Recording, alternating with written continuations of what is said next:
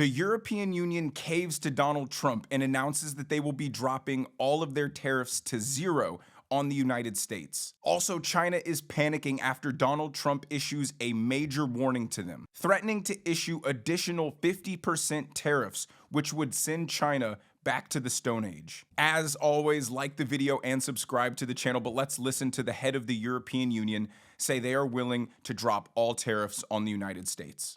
These tariffs come first and foremost at immense costs for US consumers and businesses. But at the same time, they have a massive impact on the global economy. Especially hard hit are the developing countries. And this is a major turning point for the United States. Nonetheless, we stand ready to negotiate with the United States. Indeed, we have offered 0 for 0 tariffs for industrial goods, as we have successfully done with many other trading partners. Because Europe is always ready for a good deal, so we keep it on the table.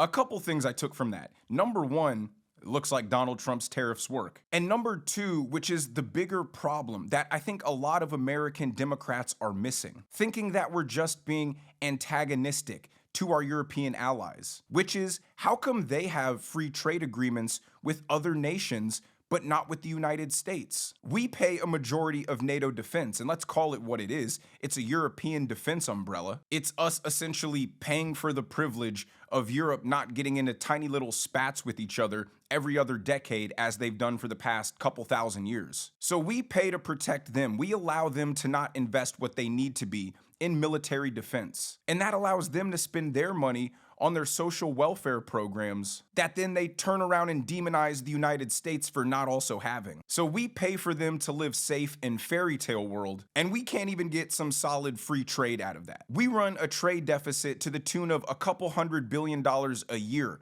on top of everything else we're doing for Europe. That's why we're upset at our allies, because they're not at all grateful for what the United States does for them. They expect it. They think they're entitled to it. We put the priorities of the entire globe over the priorities of our citizens. And now that that mindset is changing, it's unraveling the entire global order, which highlights the flaws in the current system in the first place. Now, the Prime Minister of the UK came out today, echoed the same message that maybe it's time to get rid of these tariffs on America. And in all my discussions, that nobody welcomes tariffs. That has been my consistent position because I think directly or indirectly, they damage all of us. And that is why we're working so hard here in the UK and the measures we're taking in our economy, such as those announced today, to turbocharge the resilience of our economy and to step into that space, and why I've spent a lot of the last few days talking to international leaders about how we lower trade barriers and trade more openly as a nation. That does not detract from the fact that the US is a very close partner of the United Kingdom. On trade and the economy, of course, look at the product coming out of here going very much to North America. It's not in our interest to simply rip up that relationship any more than it is on defence and security and on intelligence sharing, where we 24/7 are operating with the US as our closest ally.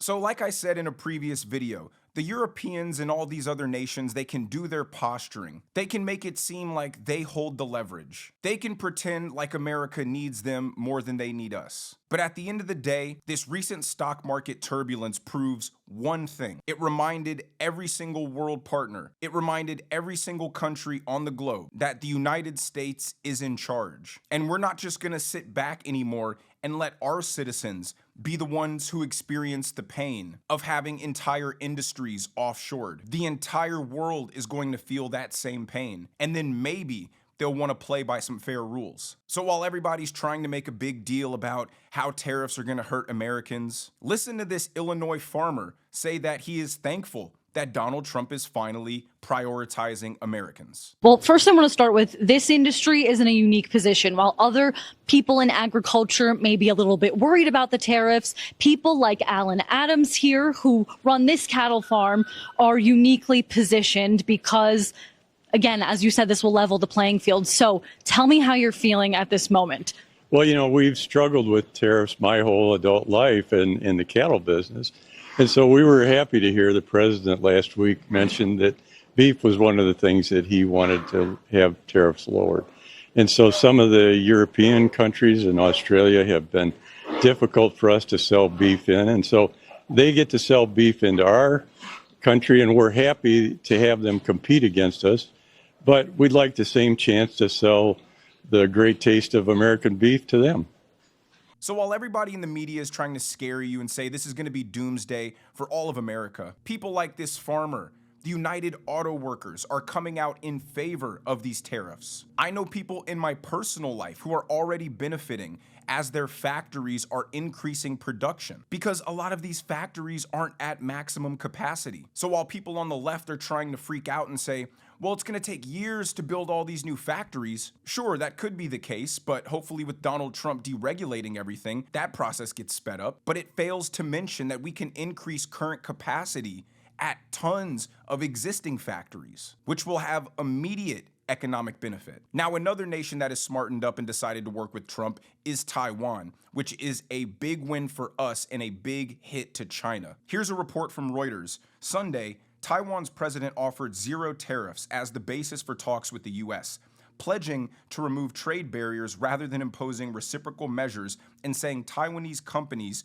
will raise their U.S. investments. It continues, in the future, in addition to TSMC's increased investment, that's the chip company, other industries such as electronics, information and communications, petrochemicals, and natural gas will be able to increase investment in the U.S. and deepen Taiwan-U.S. industrial cooperation. So this is the game. It's working right in front of our eyes, even though the other side doesn't want to admit it. All of these countries could be buying more from America. They just chose not to before because we didn't have an administration that prioritized American prosperity. It was always global prosperity. But on to the other major breaking news of the day. So in response to Donald Trump's reciprocal tariffs on China, China instituted 34% tariffs back on us. This prompted Donald Trump to issue this epic Truth Social post, threatening to send China back into the dark ages. It reads, yesterday China issued retaliatory tariffs of 34%.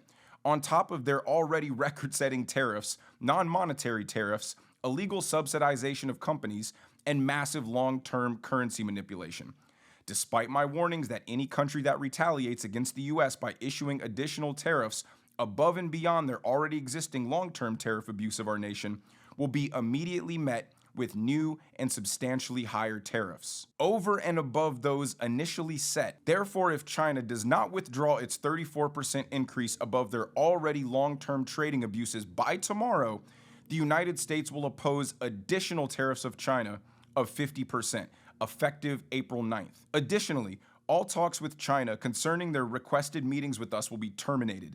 Negotiations with other countries, which have also requested meetings, will begin taking place immediately. Thank you for your attention to this matter. Now, China is absolutely panicking because we instituted 34% tariffs on top of already existing 20% tariffs Donald Trump put on China. So let me explain to you from a math standpoint why this move could wreck China forever. China exports like $500 billion of goods to the United States every year, and we probably export to them $200 billion. So we're running at a substantial deficit. With 50% tariffs in place to China, that has the potential to cut its exports tremendously. And if Trump imposes additional 50% tariffs, that would make Chinese goods double the cost of what they used to be, essentially rendering them out of business in America. Now, they rely on America buying so much because it allows their massive factories to run at full maximum capacity. They can make as much stuff as possible and send it around the globe cheaply. But if their largest customer stops buying from them, they can't operate these factories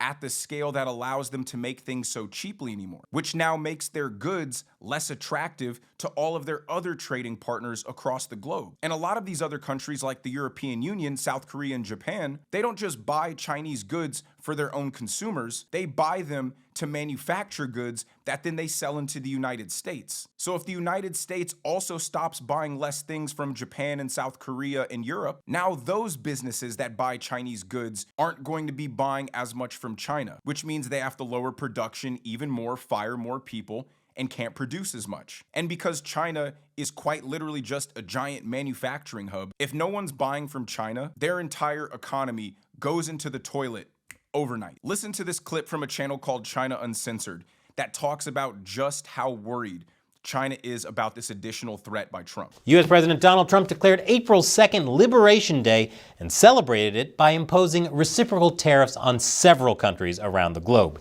including China, which is being charged a 34% tariff on goods it exports to the U.S. This 34% doesn't include the duties that Trump already imposed on the CCP. Together with his Liberation Day additions, that means there's a total of 54% tariffs on Chinese exports to the U.S., which is likely to have a huge impact on China's already faltering economy. In addition, Trump also formally closed the de minimis loophole that allowed for duty-free shipments of cheap Chinese packages to the U.S. That basically means Temu, Shein, all the cheap Chinese crap getting hawked on Amazon. That's Dunsky. So China's been running a big game on America, trying to avoid tariffs by sending their products to Mexico and Canada and then taking advantage of the free trade barriers to get them into the United States. That's why Trump is putting tariffs on everybody. So the people who it's really intended to impact, like China and Europe, can't circumvent these tariffs by sending them to some other place and avoiding the tariffs. And that's another reason why we're so upset at our northern and our southern neighbors, because they openly and willingly accept China sending their products into their countries to boost their economies, even though it avoided the tariffs that we put in place on them. Sounds like bad allies, sounds like bad neighbors, but let the left tell it, no, it's the United States who's being aggressive and overreacting. What I've been trying to explain to people who think that geopolitical high-level conversations are just friendly chats over tea is that there are only interests. Each country has theirs, and a lot of times they're at odds with one another. The only way to get people to do what you want is by the carrot or the stick. And we've tried the carrot the last 80 years. We gave everyone our money. We enriched every single person. We've run trade deficits with the entire globe, and it has not benefited America. And so now Trump is using the other tool in his tool belt, the stick. And the left doesn't like it because, well, first off, they're soft and they're anti-American, but they just have a fairy tale imaginary idea of how the world works, which is evident by every other thing they believe in their ideology. But they just don't grasp that things happen because you use leverage. And Donald Trump is using the leverage he has to make things happen. The Federal Reserve announced a closed meeting today where they're going to be discussing lowering interest rates to deal with the fall in stock prices. In one of my earlier videos, I touched on how this is also part of Trump's master plan so he can get interest rates low enough to refinance the almost $10 trillion of US debt that is due and save hundreds of billions of dollars per year from the government's budget. So with everything we've seen from the European leaders to China panicking, to farmers and the auto workers happy, to bond yields falling, to the Fed now decreasing rates, I don't want to get too giddy here, but it's really starting to look like everything Trump is trying to do is working out. But let me know what you guys think down in the comments section below. If you enjoyed the video, make sure you hit that like button. Make sure you subscribe to the channel if you haven't already. Turn on the notification bell so you never miss a video. And I will see you guys in the next one.